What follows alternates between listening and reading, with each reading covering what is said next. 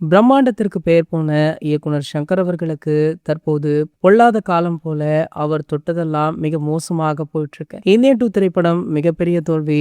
அதனையடுத்து அவர் பெரிதுமே நம்பியிருந்த Ram சரணுடைய game சேஞ்சருமே utter flop ஆகியிருக்கு. படம் பாத்தீங்கன்னா அந்த படத்தை தயாரித்த தயாரிப்பாளரான தில்ராஜ் அவர்களுக்கு மிகப்பெரிய நஷ்டத்தை கொடுத்ததாக அவரே சமீபத்திய பேட்டி ஒன்றில் வெளிப்படையாகவே தெரிவித்திருந்தார். மேலும் பாத்தீங்கன்னா இயக்குனர் சங்கர் அவர்களை நம்ப வேண்டாம் அப்படின்ற மாதிரி மறைமுகமாகவுமே அவர் பேசியிருப்பது பலருக்குமே அதிர்ச்சியை கொடுத்தது. ஆகையால சங்கர் அவர்களுடைய டைரக்ஷன்ல படத்தை தயாரிக்க அந்த தயாரிப்பாளருமே கிட்டத்தட்ட முன்வரல அப்படின்ற செய்திகளுமே வைரலா போயிட்டு இருக்கு. ஒரு வழியாக சமீபத்துல இயக்குனர் சங்கர் அவர்கள் அவருடைய அடுத்த திரைப்படத்திற்கான தயாரிப்பு நிறுவனத்தை தேர்ந்தெடுத்தது மட்டுமல்லாமல் சமீபத்துல பேச்சுவார்த்தை சக்சஸ்ஃபுல்லாக முடிஞ்சிருக்கா. இவர் அடுத்ததாக இயக்க போறது வேல்பாரி கதையை தான். சோ இந்த படத்துல யார் ஹீரோவாக நடிப்பாங்க அப்படின்னு பெரிதுமே எதிர்பார்க்கப்பட்ட நிலையில தற்போது இயக்குனர் சங்கர் அவர்கள் அதற்கு நடிகர் அஜித்குமார் அவர்களை தேர்ந்தெடுத்திருக்காரா. கூடிய விரைவிலேயே அஜித்குமார் அவர்களை சந்தித்து நேரில் கதை சொல்ல உள்ளதாக சொல்லப்படுது.